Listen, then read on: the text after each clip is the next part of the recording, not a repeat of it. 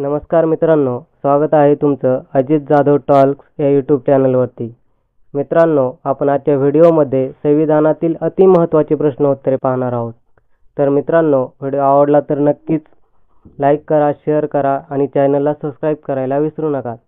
तर मित्रांनो, आपण या प्रश्न उत्तरांच्या खाली ऑप्शनही दिलेले आहेत आणि जर तुम्हाला याचे योग्य उत्तर माहिती असेल तर नक्कीच कमेंट करा। चला तर मग आजच्या व्हिडिओला सुरुवात करूया। प्रश्न पहिला असा आहे की राज्यसभेच्या किती सदस्यांची नेमणूक हे राष्ट्रपती करतात? तर मित्रांनो, याचे ऑप्शन आहेत 15, 32, 12, 20। तर मित्रांनो, याचं योग्य उत्तर हे ऑप्शन क्रमांक सी म्हणजेच 12 आहे। राज्यसभेच्या 12 सदस्यांची नेमणूक हे राष्ट्रपती करत असतात। तर चला पुढील प्रश्न पाहू। लोकायुक्त ही संस्था कोणत्या स्तरावर काम करते? तर मित्रांनो, याचे ऑप्शन आहेत राजधानी, राष्ट्रीय, राज्य आणि जिल्हा। तर मित्रांनो, याचं योग्य उत्तर हे ऑप्शन क्रमांक सी आहे, राज्य। लोकायुक्त ही संस्था राज्य स्तरावर काम करते। चला तर पुढील प्रश्न पाहू। मूलभूत कर्तव्य घटनेतील कोणत्या भागामध्ये आढळतात? तर मित्रांनो, याचे ऑप्शन आहेत 4A, 51A, 51B, 8A। तर मित्रांनो, याचं योग्य उत्तर हे 4A आहे, म्हणजेच मूलभूत कर्तव्य घटनेतील 4A भागामध्ये आढळतात। पुढील प्रश्न पाहू। मुख्यमंत्री खालीलपैकी कोणाला जबाबदार असतात? तर मित्रांनो, याचे ऑप्शन आहेत पंतप्रधान, राष्ट्रपती, राज्यपाल आणि विधानसभा। तर मित्रांनो, याचं योग्य ऑप्शन हे ऑप्शन क्रमांक डी म्हणजेच विधानसभा आहे। मुख्यमंत्री हे विधानसभाला जबाबदार असतात। पुढील प्रश्न पाहू। भारतीय संविधानाला डॅश डॅशचे साधन म्हणतात?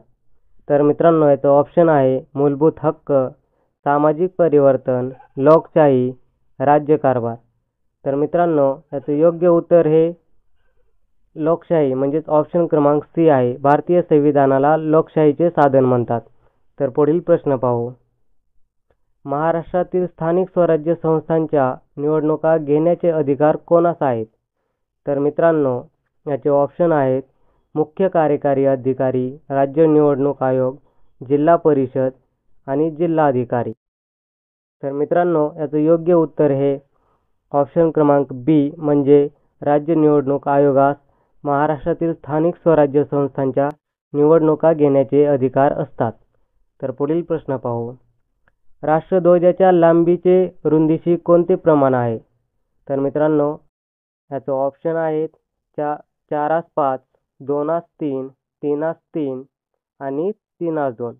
तर मित्रांनो, याचं योग्य ऑप्शन हे ऑप्शन क्रमांक डी आहे, म्हणजे 3:2। राष्ट्रध्वजाच्या लांबीचे रुंदीशी 3:2 असे प्रमाण आहे। तर पुढील प्रश्न पाहू। खालीलपैकी कोणती भाषा राज्यघटनेच्या 8व्या अनुसूचीमधील 22 भाषांपैकी नाही? तर मित्रांनो, याचे ऑप्शन आहेत संथाली, नेपाळी, अरबी आणि उर्दू। तर मित्रांनो, याचं योग्य ऑप्शन अरबी म्हणजेच ऑप्शन क्रमांक सी हे योग्य उत्तर आहे। म्हणजेच अरबी भाषा राज्यघटनेच्या 8व्या अनुसूचीमधील 22 भाषांपैकी नाही, याचा समावेश नाही आहे। तर पुढील प्रश्न पाहू। संसदेचे कायमस्वरूपी सभागृह कोणते आहे? तर मित्रांनो, याचे ऑप्शन आहेत लोकसभा, राज्यसभा, विधानसभा, विधान परिषद। तर मित्रांनो, याचं ऑप्शन क्रमांक बी म्हणजेच राज्यसभा हे योग्य उत्तर आहे। संसदेचे कायमस्वरूपी सभागृह हे राज्यसभा आहे। तर पुढील प्रश्न पाहू। उच्च न्यायालयाच्या मुख्य न्यायमूर्तींची नेमणूक कोण करतात? तर याचे ऑप्शन आहे राष्ट्रपती, उपराष्ट्रपती, केंद्रीय मंत्री, सर्वोच्च न्यायालय। तर मित्रांनो, या प्रश्नाचं योग्य उत्तर ऑप्शन क्रमांक ए म्हणजेच राष्ट्रपती आहे। उच्च न्यायालयाच्या मुख्य न्यायमूर्तींची नेमणूक हे राष्ट्रपती करतात। तर मित्रांनो, व्हिडिओ कसा वाटला नक्कीच कमेंटमध्ये कळवा आणि व्हिडिओ आवडला असेल तर नक्कीच लाईक करा, शेअर करा आणि आमच्या चॅनलवर नवीन असाल तर नक्कीच सबस्क्राईब करायला विसरू नका। थँक्यू।